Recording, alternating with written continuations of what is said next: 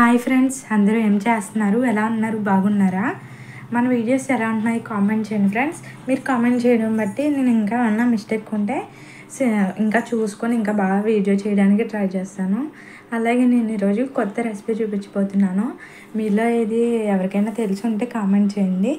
ఇంకా బెటర్గా చేసుంటే నాకు కామెంట్ చేయండి ఫ్రెండ్స్. నాకు వచ్చినట్టుగా మీకు సింపుల్ మెథడ్లో చూపిద్దామని ఈ వీడియో చేస్తున్నాను. దీనికోసం నేను ఎగ్స్ తీసుకున్నా.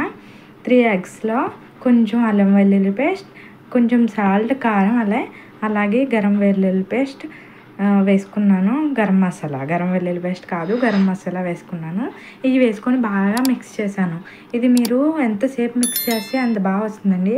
ఒక 5 మినిట్స్ అయినా అలా మిక్స్ చేయండి. మిక్స్ చేశాక మీరు కొన్ని వాటర్ పోసుకొని గ్యాస్ మీద ఉంచండి. అవి బాగా మరగనివ్వండి. ఆ లోపు నేనైతే ఒక గిన్నెలోకి ఆయిల్ వేసుకుని బాగా మిక్స్ చేశాను. ఈ ఎగ్ మిశ్రమాన్ని దాంట్లో వేసి ఈ ఆవిరి మీద ఉడకనిద్దామని దీంట్లో వేసానండి. మీరు వాటర్ పెట్టుకున్నారు కదా ఆల్రెడీ, దాంట్లో ఇది పెట్టి మూత పెట్టేసి ఒక 20 మినిట్స్ అలా ఉడకనివ్వండి. అది పొంగి బాగా పైకి వస్తుంది. బాగా పైకి వచ్చే వరకు ఉంచండి.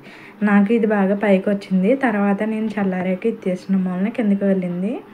మీరు దాన్ని తీసుకొని ఒక చాక్తో చుట్టూరు కదపండి. అలా కదపడం వల్ల మనకి వెంటనే విరిగిపోకుండా సింపుల్గా వచ్చేసింది.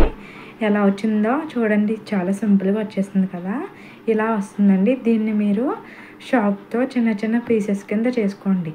మీరు పన్నీర్ పీసెస్ కింద చేసుకుంటే చూడడానికి బాగుంటుంది. అచ్చం పన్నీర్ కర్రీ, అలాగే జున్న ముక్క అలా ఉంది కదండి, ఇది అలా మీరు కట్ చేసుకోవడం వల్ల పన్నీర్ కర్రీలా ఉంటుంది. తర్వాత మీరు ఒక బాండి పెట్టుకుని దాంట్లో ఆయిల్ వేసుకొని కొంచెం జీలకర్ర వేసుకోండి.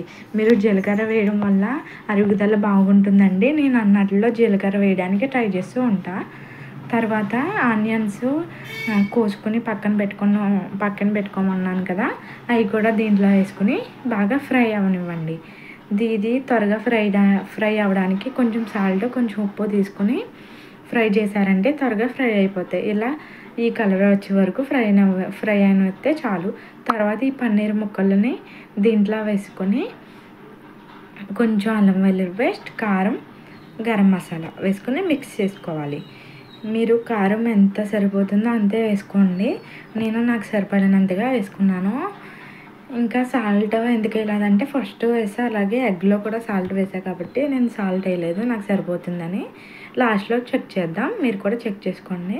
తర్వాత కొంచెం వాటర్ వేసి దాన్ని మిక్స్ అవనిస్తే ఈ కర్రీ అయిపోయినట్టే. చూసారా ఎంత సింపుల్గా అయిపోయింది.